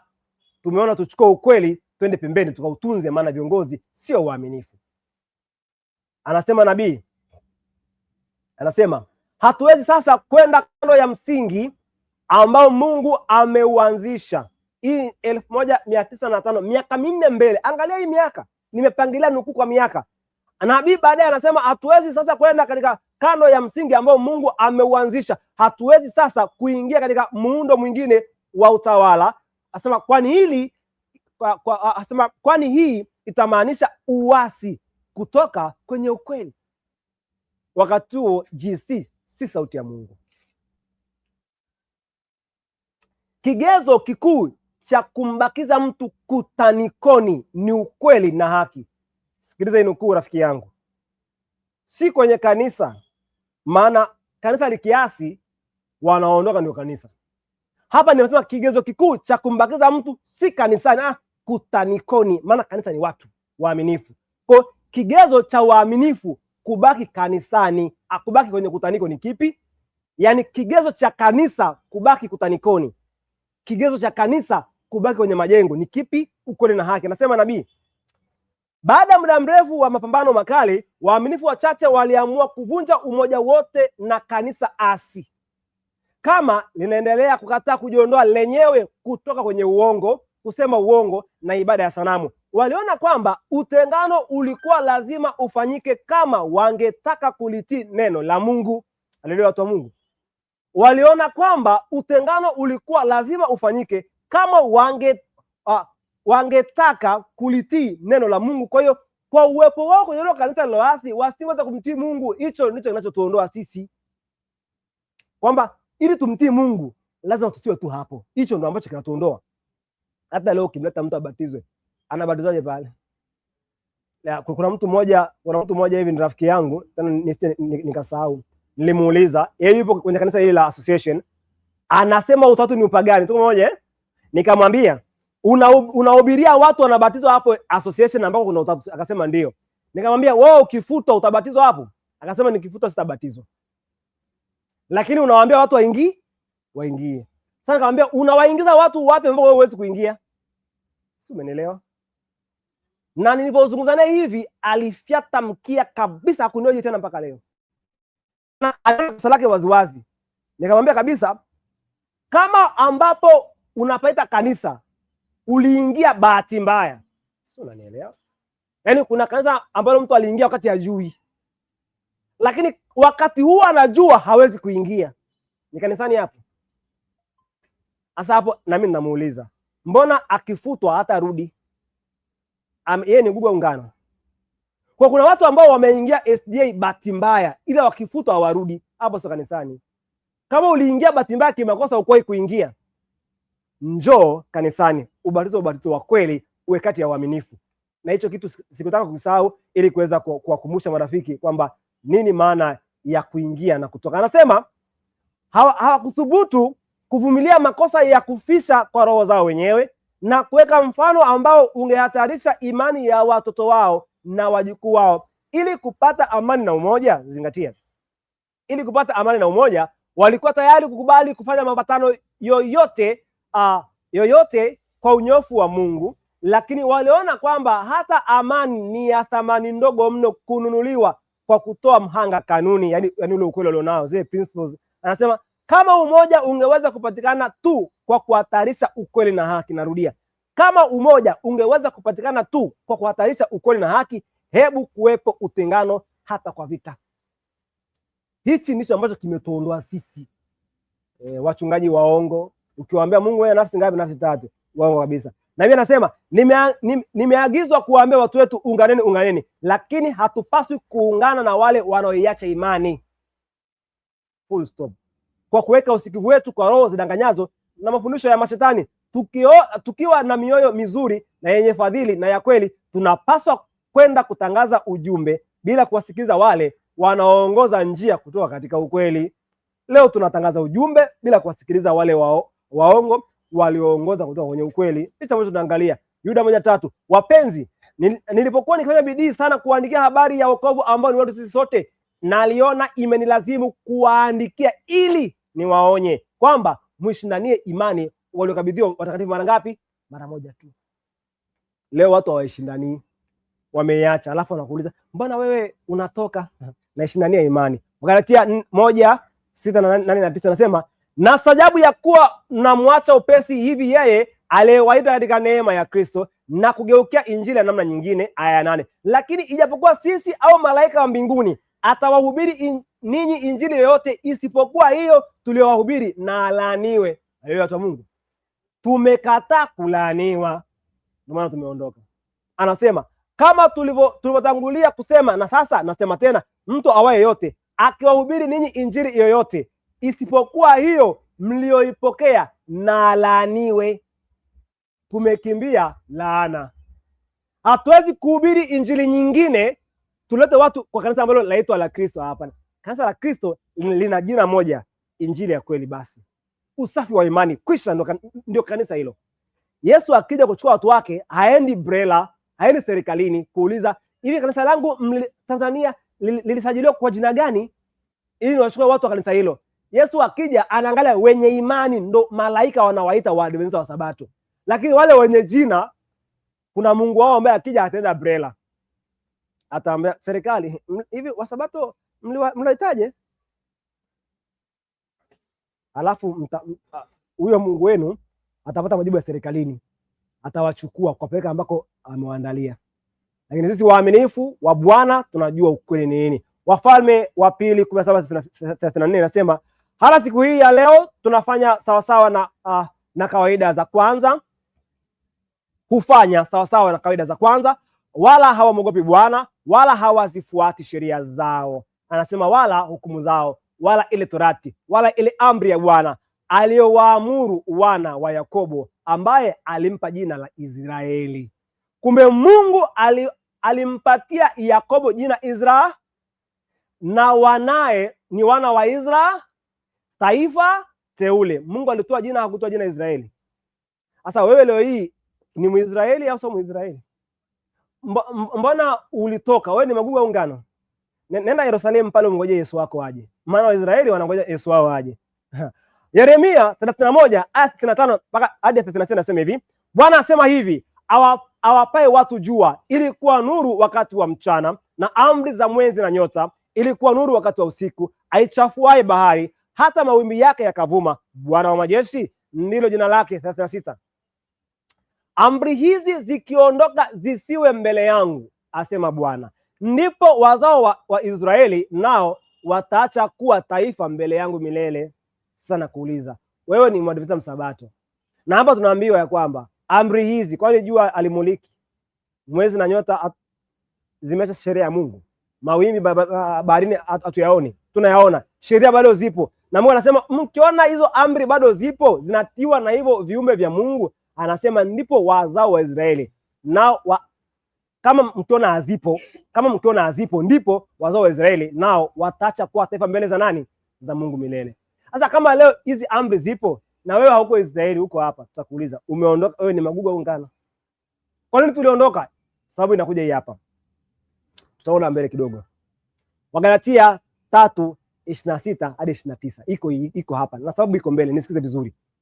Aya 26, kwa kuwa ninyi nyote mmekuwa wana wa Mungu kwa njia ya imani katika Kristo Yesu. Aya 27, maana ninyi nyote mliobatizwa katika Kristo mmemvaa Kristo. Hapana Myahudi wala Myunani, hapana mtumwa wala mtu huru, hapana mtu mume wala mtu mke, maana ninyi nyote mmekuwa mmoja katika Kristo nani? Yesu. Na kama ninyi ni wa Kristo, basi mmekuwa uzao wa Ibrahimu na warithi sawasawa na nini? Na ahadi. Wakati Israeli inamkataa Kristo, inaachwa na Mungu. Watu wa mataifa wanapokubali injili ambayo imeachwa na Israeli, wanakuwa ndo Israeli ya kiroho. Haleluya! Yaani Yesu akija haendi Israeli nchi, na haendi SDA kanisa linaloonekana, anaenda kwa watu wenye tabia, imani safi ya SDA. Ndivyo ilivyo. Warumi sura ya 2 aya 28 na 29 inasema hivi, anasema maana yeye si Myahudi aliye Myahudi kwa nje tu, haleluya, watu wa Mungu, na wala tohara sio ile ya nje tu katika mwili. Aya 29, bali yeye ni Myahudi aliye Myahudi kwa ndani, haleluya, watu wa Mungu. Yaani ni kusema bali yeye ni msabato aliye msabato kwa ndani, na tohara ni ya moyo. Tumo moja, yaani ubatizo ni wa moyo, so wa jina kwa kwenye daftari. Tohara ni ya moyo katika roho, si katika andiko. Haleluya, watu wa Mungu, ambaye sifa yake haitoki kwa wanadamu bali kwa Mungu. Yaani mimi kwa mwadventista msabato, sifa hii haitoki kwa General Conference wala kwa viongozi waasi wa kisabato, bali kwa Mungu. Kanisa la Wasabato lilikuwa kanisa kabla ya jina, baadaye Mungu akalibatiza jina likiwa tayari kanisa lenye mafundisho. Kwa mimi siangali jina, naangalia ukweli. Je, ninautunza ukweli? Kama si utunzi, hapo nitaogopa sana. Wagalatia 6:15 na 18 nasema hadi 18 nasema, kwa sababu kutahiriwa si kitu wala kutahiriwa bali kiumbe kipya, aliyoitwa Mungu, na wote watakaoenenda kwa kanuni hiyo ya kuwa kiumbe naam, kwa Israeli wa Mungu, aliyoitwa Mungu. Kwa leo sisi ni Israeli wa Mungu, sio Israeli wa Yakobo. Na sisi ni wa Adventista Sabato wa Mungu, maana tuna imani ya Mungu. Mungu akija anaangalia imani, anasema matendo yao yatafuata, sio majina ya kanisa. Hapana, matendo. Ulitenda kitu ambacho niliagiza SDA? Hapana, mimi nifanya hichi ambacho nilikuta kinatunzwa, hicho sio cha kwangu, hicho ni cha SDA jina. Bwana nakuacha. Waraka wa kwanza Petro 2:9-10 inasema, bali ninyi mzao mteule, ukuhani wa kifalme, taifa takatifu, watu wa milki ya Mungu, mpate kuzitangaza fadhili zake yeye aliyewaita mtoke gizani mkaingie nuru yake ya ajabu. Aya 10, ninyi mliokuwa kwanza si taifa. Hapo kwanza wakati Israeli ni taifa, sisi hapo tulikuwa watu wa mataifa, hatukuwa taifa. Lakini baada ya kumpokea Kristo tunakuwa taifa. Dunia nzima inakuwa taifa, akiwa Marekani, akiwa South Africa, awe ni Uchina, wote waaminifu wa ukweli wanakuwa taifa. Kwa hiyo ni taifa la Israeli, taifa la Israeli wa Mungu. Kulingana na imani, sio jina, imani. Anasema ninyi mliokuwa kwanza si taifa, bali sasa ni taifa la Mungu. Mliokuwa hamkupata rehema, bali sasa mmepata rehema. Ishini kama watumishi wa Mungu. Tumeacha makanisa ya lewasi, tuishi kama watumishi wa Mungu. Okay. Nukuu za mwisho. Hii nukuu inasema hivi: Bwana Yesu daima atakuwa na watu wake wateule wa kumtumikia. Wakati Wayahudi walipomkataa Kristo mkuu wa uzima, alitoa kutoka kwa ufalme wa Mungu na kuwapa mataifa. Mungu ataendelea kufanya kazi kwa kutumia kanuni hii kwa kila tawi la kazi yake. Narudia, Mungu ataendelea kufanya kazi kwa kutumia kanuni hii kwa kila tawi la kazi yake. Wakati kanisa linapothibitisha kutokuwa na uaminifu kwa neno la Bwana, hata kama wawe na nafasi gani, hata kama wito wao ni wa juu na mtakatifu kiasi gani, Bwana hawezi tena kufanya kazi pamoja nao. Ito utakavyoitwa, uwe umetapaka dunia nzima, una majengo ya thamani, Bwana hawezi kufanya kazi pamoja na wewe. Anaendelea kusema, kisha wengine huchaguliwa kubeba majukumu yao muhimu, na kama hawa nao, yani sawa ni SDA. Kanisa la zamani liliasi, likiingia zama za giza. Baadaye 1844 Wasabato nao wakasimama. Na kama hawa nao Wasabato hao hawatatakasa nafsi zao na kuondokana na kila tendo baya, ikiwa hawataweka kanuni safi na takatifu katika mipaka yao yote, basi Bwana atawatesa na kuwanyenyekeza sana, na wasipotubu atawaondoa mahali pao na kuwafanya kuwa karipio na aibu. Wana matengenezo, tunainuka kushika nafasi ya wale wasi. Mungu daima atatumia mfumo huu tu. Soma hii nukuu vizuri, uirudie. Kama wewe ni mtu wa association, soma hii keko kwenye akili. Mungu akubariki sana. Mathayo 13 aya yake ni ya 24, 25, 24 na 30. Tumesoma kwa habari ya mfano, Mungu akisema ya kwamba ufalme wa mbinguni unafanana na mtu aliyepanda mbegu, si ndivyo? Hiyo tuisomi, tumekuja kuisoma. Watu wanatakiwa kuchunguza msomo wao ili kuona ikiwa kwa imani au kwa vitendo wana hatia ya uhusiano wote na jiji kubwa la machafuko, na ikiwa ni hivyo wajitenge mara moja. Hiyo ni DAR, Daniel and Revelation, kitabu ambacho kiuzwe SDA leo.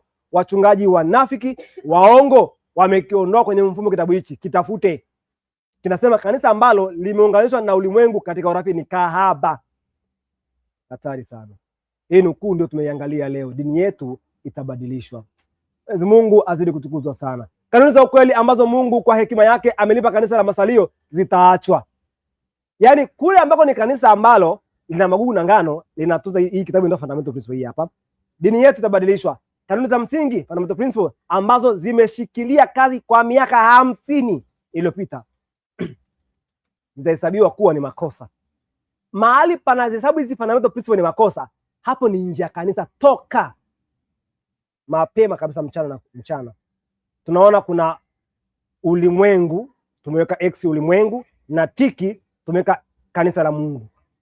Lakini na X tunavyoamini, kuna watu wako humo ndani bado ni ngano imo humo. Wakisikia ukweli watakuja kwenye kitabu ambacho kina tiki, tutaabudu nao ukweli wa Kiadventista, wataweza kufanikiwa sana. Nimeongeza kusema kwamba lazima tufanye yote tuwezayo kwa ajili ya hawa waliodanganyika. Akili zao lazima ziwe huru kutokana na udanganyifu wa adui. Na ikiwa tutashindwa katika jitihada zetu za kuwaokoa hawa wakosefu, lazima tutoke miongoni mwao na tujitenge. Nabii ameturuhusu kujitenga. Haleluya. Tukishindwa kuwaondoa huo uchafu kwenye akili zao, lazima tutoke miongoni mwao na tujitenge. Kila nafsi inayopata uzima wa milele lazima iwe kama Kristo. mtakatifu. Yesu alishiriki dhambi za kwenye masinagogi na kwenye mahekalu eti kisa magugu na ngano viko pamoja? Na sisi tunafanya hivyo hivyo. Anasema kila nafsi inayopata uzima wa milele lazima iwe kama nani? Kristo, mtakatifu, asiye na madhara, asiye na uchafu, aliyejitenga na wakosaji. Wafuasi wa Kristo wanapaswa kung'aa kama nuru katikati ya kizazi chenye ukaidi na kilichopotoka. Hapo tulikuwa sehemu ya 6, marafiki katika Kristo. Tumefikia mwisho wa presentation yetu ya leo. Njia Salama Ministry, channel ya kupendwa ya mahubiri ya neno la Mungu. Leo somo hili limefanyika tena kwenye kanisa la Kigamboni Kibada wana matengenezo. Hapa Kibada kuna kanisa la wana matengenezo wanomtukuza Mungu ambaye ni baba yake Yesu na Yesu mwanae. Tunawaalika marafiki kuweze kufika hapa, maana Njia Salama Ministry tumeruhusiwa na kanisa hili kufanya huduma zetu hapa. Tuwabariki watu wa Mungu. Haleluya watu wa Mungu. Na sisi Njia Salama tunawashukuru sana kwa moyo wenu wa ukarimu na kuturuhusu kuwa na mahubiri haya. Basi Mwenyezi Mungu azidi kutukuzwa. Ninapokwenda kumalizia katika somo hili, hivyo sisi hatukutoka kwenye kanisa la Mungu, bali kanisa lililoasi. Tumerudi kwenye kanisa la nani? La Mungu. Si kwa sababu eti ya watu fulani fulani, bali makosa ya waziwazi. Tumeambiwa na nabii kabisa, watu wakikataa kuyaacha makosa tujitenge na tumemtii nabii. Na tunatunza ukweli wa Kiadventista katika usafi wake na ukamilifu.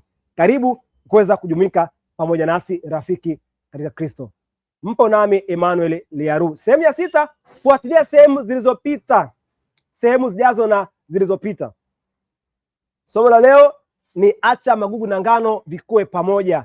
Rafiki, bila shaka somo hili limekuwa baraka kwako, shiriki kwa watu wengine. Lakini pia somo la 5 lilikuwa ni meli iliyogonga mwamba. Somo la 4 ilikuwa ni jukwaa imara. Yapitie haya kwenye channel yako pendwa ya Njia Salama Ministry YouTube. Lakini pia kuna kanisa ni nini, tulijifunza pamoja. Lakini kanuni za msingi ni kitu gani, fundamental principle. Lakini pia dini yetu itabadilisha utangulizi, pia ulikuwa YouTube katika majifunzo yetu. Mungu azidi kutukuzwa sana marafiki katika Kristo. Somo hili la 6 lishiriki kwa watu wengine, wajue kwa nini tumetoka kwenye mkusanyiko iliyoweza kuacha ukweli. Hivi ni vitabu ambavyo nimekuwa nikipokea salamu za marafiki kutoka mikoa mbalimbali, hata wengine kutoka Kongo juu ya kazi hizi. Mungu awabariki sana. Lakini zidi kuwasia kwamba tunahitaji bado support yenu kuweza kusambaza hivi vitabu. Tunavitafsiri tuweze kuvisambaza kwa watu ikiwezekana bure. Ukiwa na chochote kwa ajili ya support ya kazi hii ya Mungu, kuna account inaonekana hapo chini. Mungu aweze kukubariki. Kwa wale ambao wanaweza kutumia account ya NMB ni 245 100 534 90, hiyo ni NMB. Lakini namba ya simu ni 0758 040 094, Vodacom nambari ya Tanzania. Tunahitaji kufanya kazi kubwa sana, tunawasihi marafiki muweze kuungana nasi. Kitabu ambacho unakiona hapo mbele yako ni kitabu ambacho nimekiandaa kinachoweza kukusaidia kujua historia kwa ufupi na kweli kuu za Kiadventista katika kurasa 20 tu, nikielezea kanuni za msingi, fundamental principle ndani yake. Kama haujakipata hichi kitabu rafiki, tafadhali tuma ujumbe kwa namba ya WhatsApp hiyo unayoiona hapo. Niambie tu nitumie kanuni za msingi, nitakutumia. Rafiki, kuwa na hichi kitabu wala usipoteze muda. Mungu azidi kukubariki na kukulinda. Mpaka hapo tunafikia mwisho wa kipindi chetu marafiki katika Kristo Yesu. Nawashukuru wajoli wa kanisa la Kibada hapa wana matengenezo kwa kuruhusu kuweza kutoa somo hili. Niseme tu kwa wako mbali kanisa hili, wale ambao wanakaa eneo hili la Kigamboni, lakini sio Kigamboni tu, wale ambao wanakaa Mbagala, hata kama wanakaa Posta, ni rahisi kufikia eneo hili hapa. Tumia nambari ya simu ambayo unaona kwenye kiambaza hapo, wasiliana na mimi, nitakuelekeza uje barikiwe na marafiki wa Kristo. Nikusihi tu Mungu kwamba tuna uhitaji wa kufanya kazi kubwa sana kwenye Kigamboni hii. Tunaomba support zenu za hiari tuweze kuisukuma kazi hii. Tupo na wajoli wachache ambao wamekuwa wakipambana hapa na pale kushikilia hii kazi kwa namna ya pekee, lakini bado tuna mambo mengi ambayo tumeshinda kuyafanya, na pia mnaweza mkaona kwamba hatuko kwenye mtandao kwa muda mrefu sana tukirusha mahubiri haya kwa sababu tu ya ukosefu wa vifaa vya kazi. Tunahitaji bado kamera na pia tunahitaji speaker kwa ajili ya kazi ya Mungu. Tunawasihi wajoli katika Bwana kwa vile ambavyo mmebarikiwa na Mungu, muweze kuungana nasi tuifanye kazi hii. Sisi ambao tumekubali kutangaza ujumbe wa malaika hawa watatu, basi wewe ambaye pengine umekosa nafasi lakini una uwezo, shiriki kifedha, pia shiriki kwa namna ya ushauri chanya, mawazo, nafasi, mali.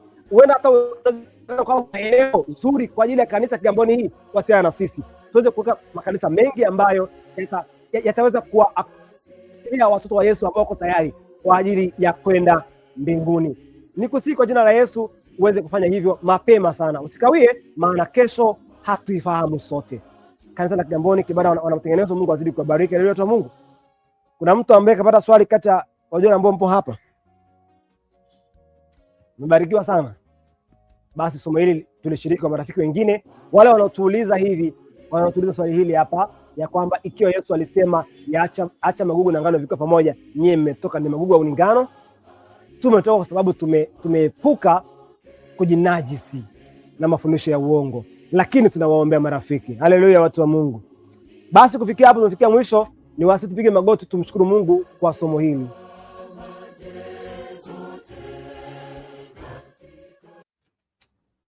Baba yetu na Mungu wetu wa mbinguni, jina lako lizidi kutukuzwa sana. Tunakushukuru kwa sababu Yehova umetuongoza katika somo hili mwanzo hata mwisho. Tumejifunza kwa habari ya magugu na ngano. Kumbe magugu na ngano ni sifa ya ndani ambayo hakuna mtu anaiona isipokuwa wewe Mungu na mwanao. Baba, mambo yale ya wazi umeruhusu tuwafute watu ushirika, lakini ya siri tusiyoyajua ni yako wewe na mwanao. Kumbe kanisa likifanya kosa la wazi tukalionya likakataa, kanisa ndilo ambalo lafaa kuachwa.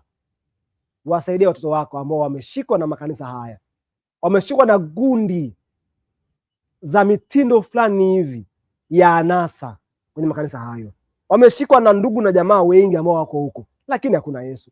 Wawezeshe waone ya kwamba wanatakiwa wakufanyie kazi moja ni mchache, waje kwenye kanisa lako wafanye kazi yako, maana magugu na ngano bado vitakuwa pamoja kwenye kanisa la Yesu. Lakini ni sharti mfumo wa ibada uwe safi, mafundisho yawe safi, ili mtu aweze kukaa hapo, aweze kukua katika Kristo. Baba mwema, naomba uwabariki watoto wako, uwashikilie wale ambao wamekubali kuja kwenye nuru hii ya pekee, wasirudi nyuma, hata moja asipotee. Lakini wale ambao wapo kwenye makanisa yale yaliyoasi ya Babeli kule, pamoja na kanisa la Association SDA, Yehova tunawaombea waone kweli hizi, nao waje kwako, watende ile kweli ambayo kwa hiyo watafaa kuwa watoto wa Yesu ambao wamejibidisha kuvuta roho zingine kwako. Ni mambo hayo machache ndivyo utawabariki kanisa la Kigamboni Kibada na matengenezo kwa ukarimu wao mkubwa, wanaotukarimu na kuturuhusu kujifunza nao hapa sisi Njia Salama Ministry. Ni mambo hayo nikiamini unazidi kuwa nasi kwa jina la Yesu. Amina. Basi marafiki katika Kristo, nizidi kuambia ya kwamba tumefikia mwisho, lakini tunategemea basi kuwa na mfululizo wa vipindi vyetu katika mwendelezo wake. Tunawasihi watu wa Mungu tuweze kushikana mkono kuisukuma kazi hii. Wana matengenezo ambao tunajua ukweli tuko wachache, tunashikana mikono sisi kwa sisi. Mungu akubariki. Hadi wakati mwingine, ulikuwa na Emmanuel Yaru wa Njia Salama Ministry. Usisahau kulike, kucomment na kusubscribe page yetu ya Facebook na pia ya YouTube channel, na kualika kabisa uweze kusubscribe na kuanza alama ya kengele ili uwe kati ya watu wa kwanza kupata jumbe pindi tuwekapo kipindi kipya. Mungu akubariki sana unaposhiriki masomo ambayo yapo kwenye channel hii kwa wengine. Mungu azidi kwa nawe. Amina sana.